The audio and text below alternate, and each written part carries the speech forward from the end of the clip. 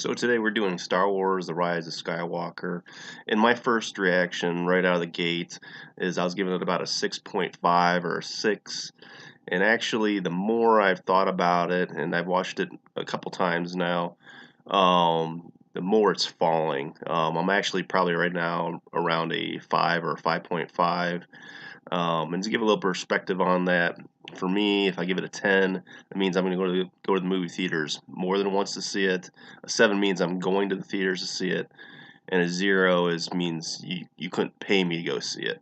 So right now it is falling, and the main reason I'd say it's falling is if the opening scene right out of the bat, they have Rey in the desert, and she's running, and she makes her jump, and it just really doesn't seem very believable.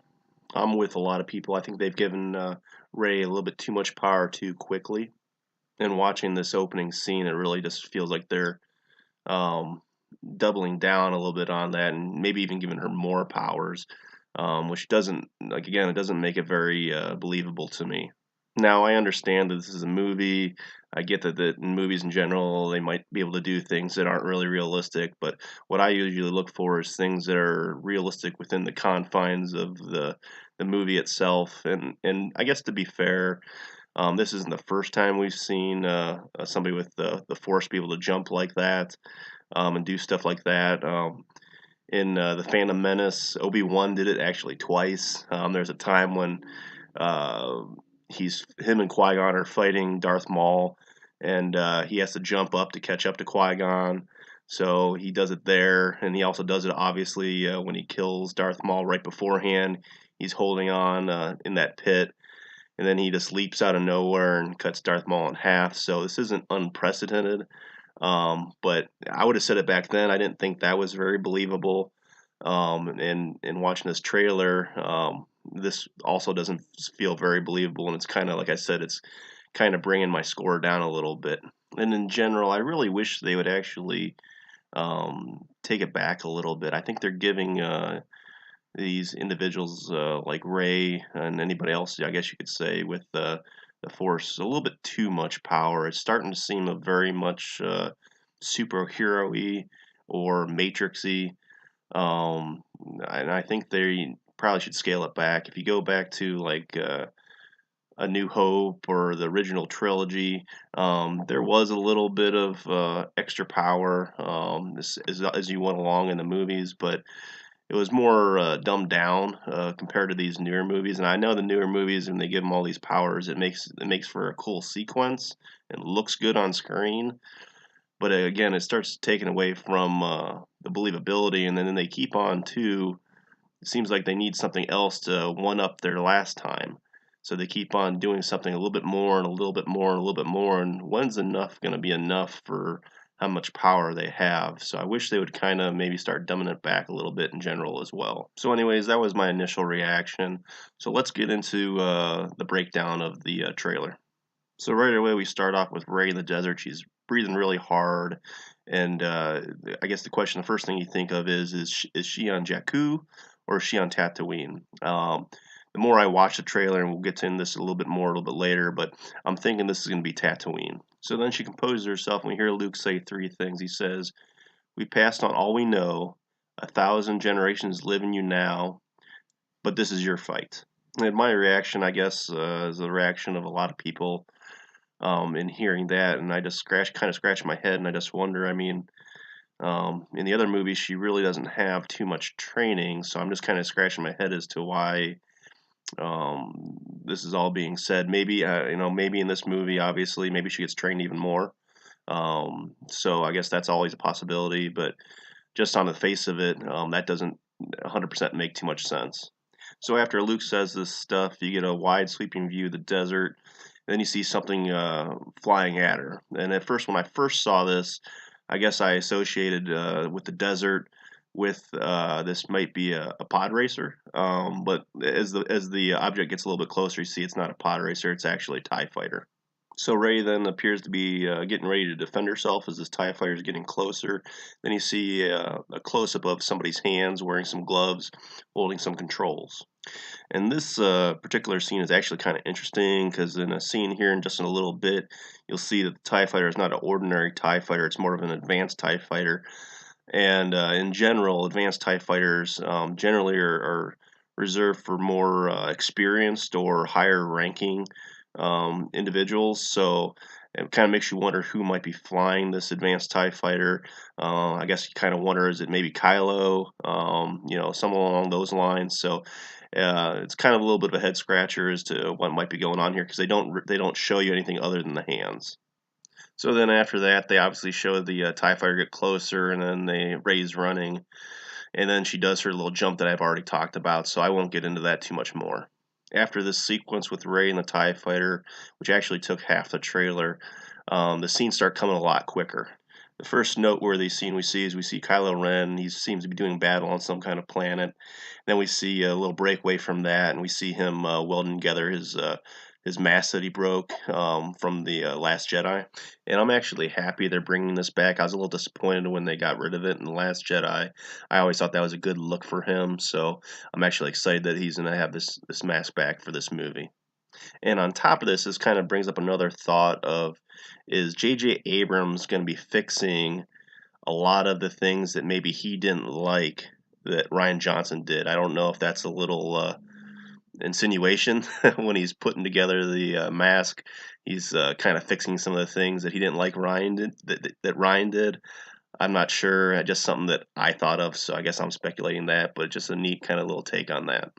So then from there, we soon after see a scene of BB-8 with another droid standing right next to him. And this smaller droid that's next to BB-8, I think actually is going to play at least some part of a role in this movie because you see it actually in a couple scenes. So it'll be interesting to see how they add this little droid into it. And hopefully it's not just in here for selling toys. I know Disney's and Star Wars are kind of maybe known to do that, but hopefully this little droid plays a decent character and has a decent role in this movie.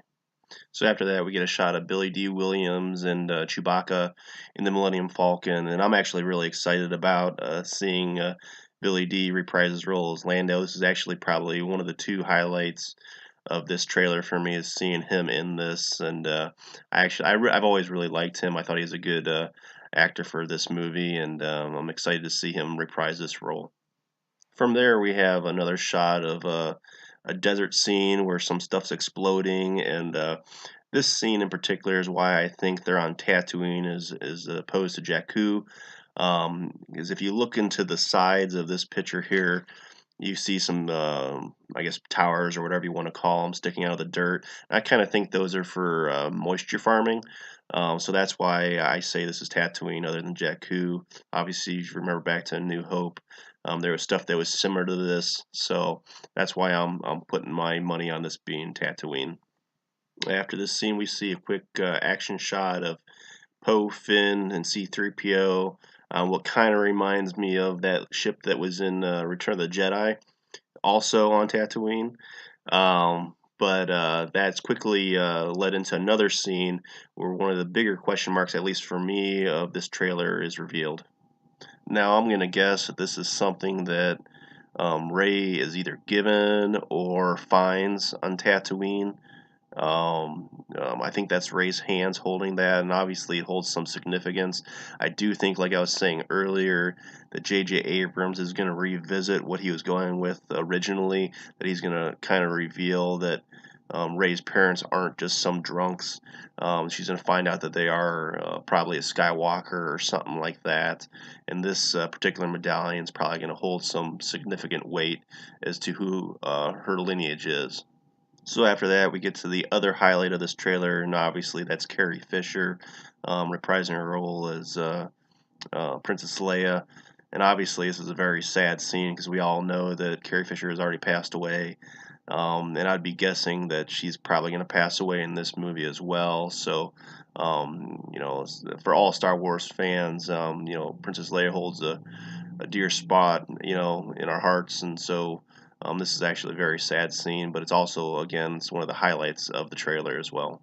From there, we have a quick scene of Rey crying, followed up by another scene of Rey, Poe, Finn, C-3PO, BB-8, Chewbacca, and that little droid I was talking about earlier. You can kind of see them in there. They're staring at what appears to be a man-made structure, and obviously it looks like they're searching this out for some reason, so I'm kind of curious to see why that's a point of interest. While this is playing out, we hear Luke Skywalker's voice again. He says, "We'll always be with you. No one ever is really gone." And then that's followed up by the unmistakable laugh of Darth Sidious or Senator Palpatine, whichever name you prefer. Now, I think this is a very interesting and talk-worthy point of the trailer, because if you remember back in the prequels, there's a part where Senator Palpatine is talking to Anakin Skywalker about Darth Plagueis, and how Darth Plagueis could create life, and he could even prevent a loved one from dying. And then he goes on to say, you can't learn that from a Jedi. So I'm kind of wondering if that's where J.J. Abrams is going with that wording from Luke and the Emperor's laugh. I'm wondering if he's going to revisit what Darth Sidious mentioned in the prequels. And on that same note, I'm kind of wondering if that's why they chose the name of this movie being The Rise of Skywalker. I know they generally title these names, these movies, for a reason. There's some significance behind it. And at first, I was thinking The Rise of Skywalker meant that they're going to go ahead and make Rey a Skywalker. Maybe they're going to say that she's the daughter of Luke or something along those lines. But then I was kind of wondering, after I thought about it a little bit, if The Rise of Skywalker is referring to Luke kind of rising from the dead. So just a little bit of a brain twister there, whichever way you want to go with it, or maybe it's something else. But obviously, I do know that they like to have significance behind the names of the movies. So I was kind of thinking that maybe that was the reason why they're going with this. But a drawback to maybe resurrecting old characters is when's enough, and who is going to be the ones that come back, and who gets to decide to be the ones that comes back. Are we going to see Yoda? Are we going to see Qui-Gon? Are we going to see Obi-Wan Kenobi? I kind of think it's a little bit of a slippery slope. And also another drawback is, too, it kind of takes away a little bit from Vader's sacrifice in Return of the Jedi and what he did there. Then I guess the final thing that I noticed and thought of in this trailer was this, at least the opening part of it, kind of reminded me of a clip from the Return of the Jedi, and I know that J.J. Abrams already kind of took a little bit of flack for the Force Awakens being a little bit too much like A New Hope, and so I don't want to be anyone that starts anything or anything like that, but when I watched that opening part of the trailer with Rey jumping over that TIE fighter, it kind of reminded me of, again, in Return of the Jedi, where Luke Skywalker is facing down that speeder, and then he sidesteps it, and he cuts off the front of it, and the thing goes flying and hits a tree. It almost seems like a very similar scene, and I don't want to say that there's I mean, I guess there's only so many scenes you can have in any movie, and eventually you're gonna have some stuff that is gonna be similar no matter what you do. But I can already see people already probably saying that this movie is gonna be very similar to Return of the Jedi, just as The Force Awakens was very similar to A New Hope. So whether that's fair or not, I imagine that's probably gonna be out there as well. And especially if you take into account that this looks like it's taking place on Tatooine. The Emperor's going to be in it. Lando is flying the Millennium Falcon. If we see a small woodland creature in the next trailer, then I think more and more people are going to start calling this Return of the Jedi 2.0. So anyways, thank you everybody for watching. If you guys enjoyed this, please like and subscribe. And thank you for your time. Bye, guys.